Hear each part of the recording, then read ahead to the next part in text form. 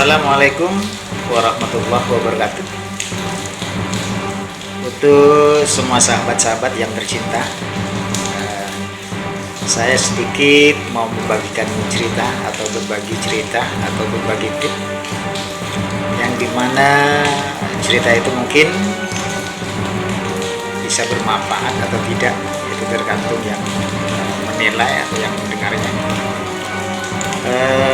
Cerita ini berkaitan atau tip ini berkaitan dengan sebuah senyuman seseorang, dimana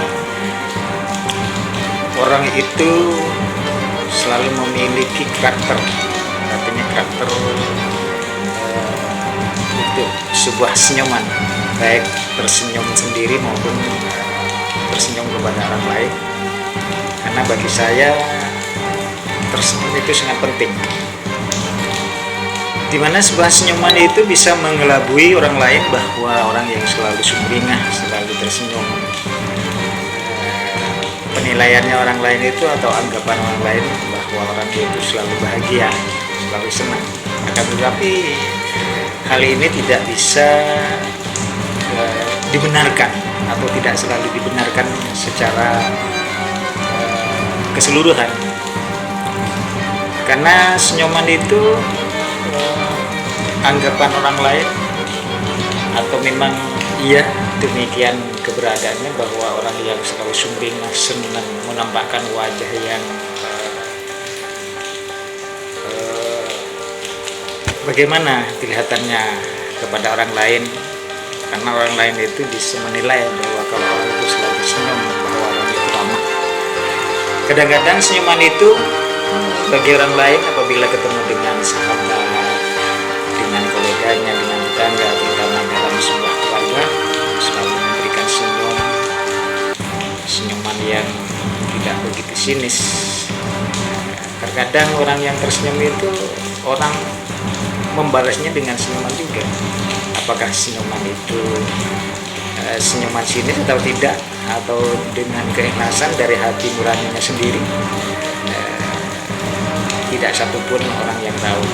Tapi orang yang selalu tersenyum, bisa mentersenyumkan orang lain, itu sudah bahagia bagi saya itu sendiri.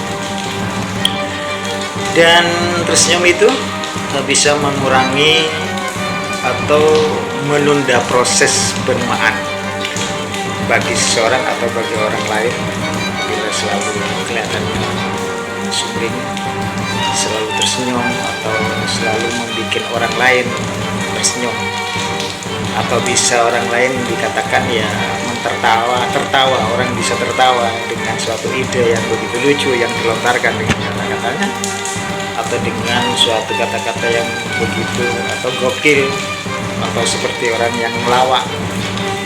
Karena dimana sebuah lawak itu di atas panggung, semua orang yang menonton lawak itu dan melawak itu kaitannya dengan lucu.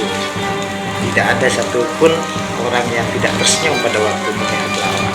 Nah, disitulah maka tersenyum dan bisa mentersenyumkan orang lain itu bisa menunda suatu proses penerimaan. Ada yang menganggap bahwa orang yang selalu bahagia atau orang yang selalu tertawa itu bisa memperpanjang umur.